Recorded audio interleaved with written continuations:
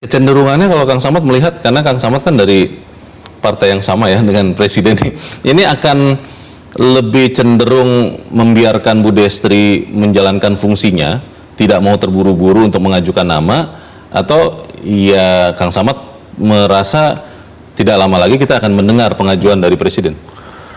Bang Leo, saya tidak ingin berspekulasi. Tapi kalau melihat pentingnya posisi kelembagaan Bank Sentral, saya kira Presiden akan segera mengambil keputusan. Kalau melihat begitu vital pentingnya fungsi, tugas, dan kewenangan yang dimiliki Bank Indonesia. Kira-kira sebelum pidato Presiden pengantar nota keuangan di Agustus atau kira-kira apa? Ini karena ini banyak sekali Kang Samad yang bertanya, ini kapan nih? Karena kalau melihat di Bursa Efek Indonesia, saya bertanya kepada teman-teman di pasar modal, mereka bilang ini market sepi gara-gara semua menunggu siapa nih Gubernur Bank Indonesia yang definitif.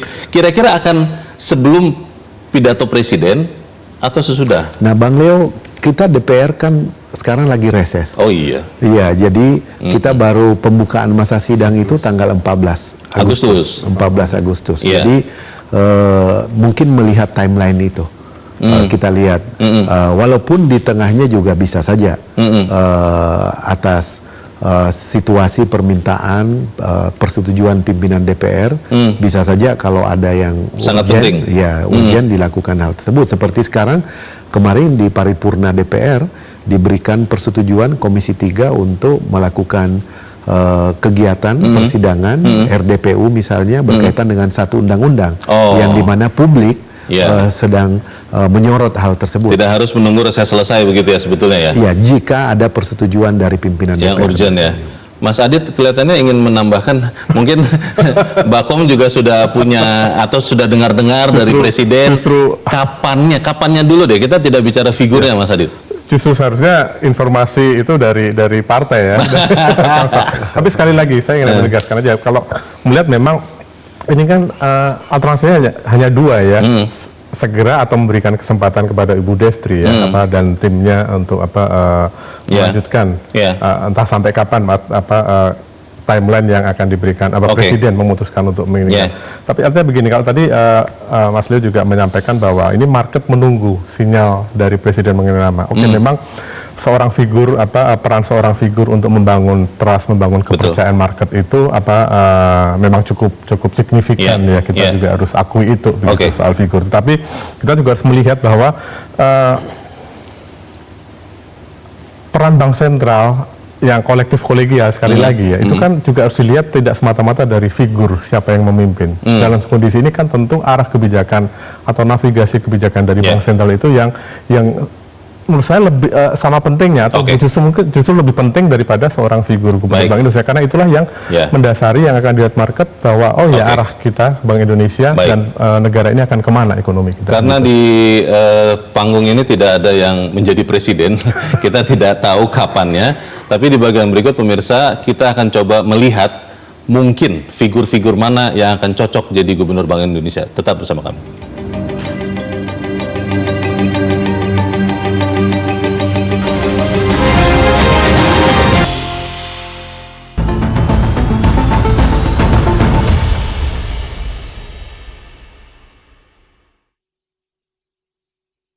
Tentunya untuk market kita berharap tidak perlu panik. Kenapa? Karena kami dari Bank Indonesia tetap akan menjalankan kebijakan kami seperti juga yang sudah kami lakukan sebelumnya.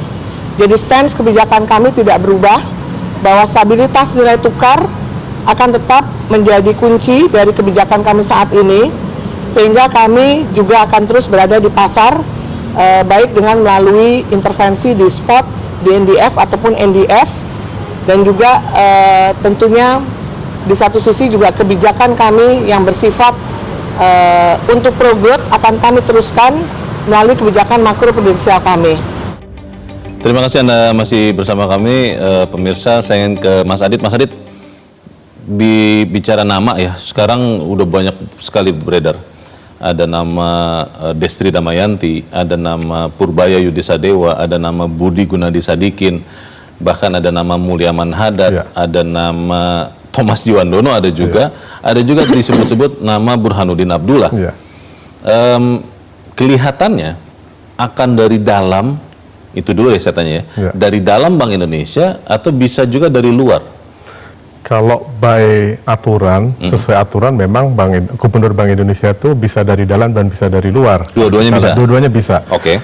Gubernur dan Gubernur Bank Indonesia itu oleh Presiden bisa diajukan baik dari luar maupun dari dalam. Dan kita lihat historical kemarin kan ada beberapa nama yang memang dari luar, seperti sebelumnya Pak Agus Marto, kemudian Pak Darmin Nasution, Yeah. itu kan juga figur dari luar Bank Indonesia. Mengenai kecenderungan, saya kira nama-nama yang disampaikan oleh Bang Leo tadi mempunyai kapasitas yang mumpuni lah ya untuk tugas-tugas. Semuanya tuh yang saya sebut tadi, menurut Anda? Ya, saya kira mumpuni. mereka kemunculan nama-nama tersebut, apalagi beliau-beliau itu kan sudah menempati jabatan-jabatan publik Oke. di pemerintahan begitu. Artinya juga pengalaman juga sudah ada untuk masuk ke Bank Indonesia. Misalnya mereka ini salah satu atau salah dua atau salah tiganya diajukan oleh Presiden sangat mempunyai Mungkin. kapasitas. Tetapi sekali lagi ya, untuk nama-nama itu memang kembali lagi kepada Presiden. Oke. Untuk siapa, latar belakangnya seperti apa, dan tadi timingnya kapan itu. Terus terang memang itu menjadi hak prerogatif Presiden yang kami juga tidak mau berspekulasi mengenai hal tersebut supaya tidak mendistorsi yang lain-lain. Kalau begitu saya ingin minta Mas Derajat untuk menyaring ya, karena Anda yang paling senior di panggung ini. Mas Derajat, tadi ada nama Destri Damayanti, Purbaya Yudisadewa, ini yang beredar di orang ya. Kemudian ada nama juga Budi Gunadi Sadikin, ada juga nama Thomas Djiwandono, Burhanuddin Abdullah, Mulyaman Hadad. Itu menurut Anda apakah bisa semua, atau memang ada misalnya constraint usia atau constraint dari luar dan dari dalam? Menurut Anda bagaimana, Mas?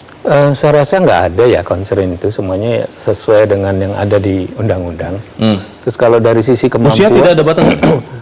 di BI kayaknya nggak ada batasan. Tidak ada batasan usia? Di undang-undang itu nggak ada. Jadi semuanya saya rasa punya kemampuan, punya kelebihan masing-masing, tentu punya kelemahan masing-masing. Feeling saya itu Presiden tidak akan melihat itu saja. Feeling saya Presiden akan melihat siapa yang paling bisa menerjemahkan kebijakan prioritas beliau. Ya, karena kalau tidak ya akhirnya kita berputar-putar lagi gitu loh. Oke. Ya, jadi tapi kan Bank Indonesia Bank independen, maksudnya. Bank Indonesia independen sama dari sejak Undang-Undang BI yang pertama dulu independen. Tetapi kan itu tadi sinkronisasi harus sinkron. Ya, kalau nggak sinkron ya tentu akan ada masalah. Nah, contohnya sekarang ya kita melihat rupiah bergerak di level sekitar 18.100 18.100-an sekarang. Dan hemat saya ini agak kurang sustainable kalau kita biarkan. Maksudnya tidak aman? Sehingga kita perlu operasi moneter yang bisa memperkuat itu. Nah, nanti dari sisi fiskal, operasi fiskal apa yang dibutuhkan? Ya, kuncinya di fiskal tentu penerimaan negara yang harus digenjot ya. Tapi kita kan nggak bicara fiskal. Di moneter dulu. Jangan lupa operasi moneter itu adalah salah satu operasi yang tidak bisa tidak perlu diaudit oleh BPK. Karena memang itu rahasia. Ya. Jadi operasi ini BI bisa melakukan apa dengan intervensi nih maksudnya contohnya ya Mas ya? Bisa intervensi, bisa pelebaran, bisa segala macam, opsinya banyak. Operasi moneter Bank Indonesia. Operasi moneter Bank Indonesia itu opsinya banyak. Bahkan kalau kita membahas di DPR itu anggaran operasi moneter nggak kita bahas ya, Kang Samad. Yang kita bahas adalah ATBI, anggaran tahunan Bank Indonesia. Karena memang operasi moneter ini betul-betul independensi BI itu adalah terlihat dari apakah dia, salah satunya nih terlihat dari apakah dia independen ketika melakukan operasi moneter sesuai dengan judgement dia. Jadi kalau saya terjemahkan dari jawaban Mas Derajat, lebih baik kalau dari internal Bank Indonesia supaya nggak ngejeglek begitu? Enggak juga, bisa dari luar, bisa juga dari luar nama-nama yang tadi disebutkan ya.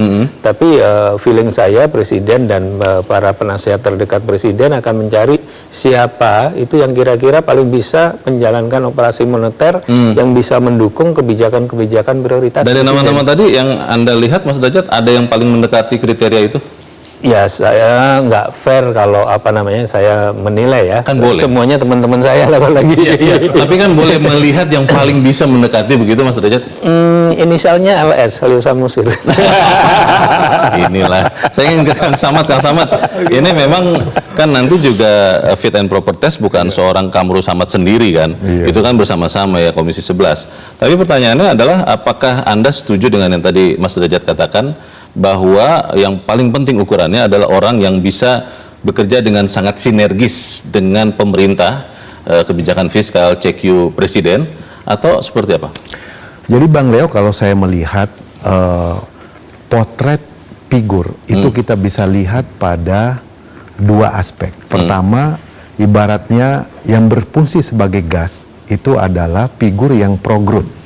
Jadi gimana mendorong pertumbuhan ekonomi.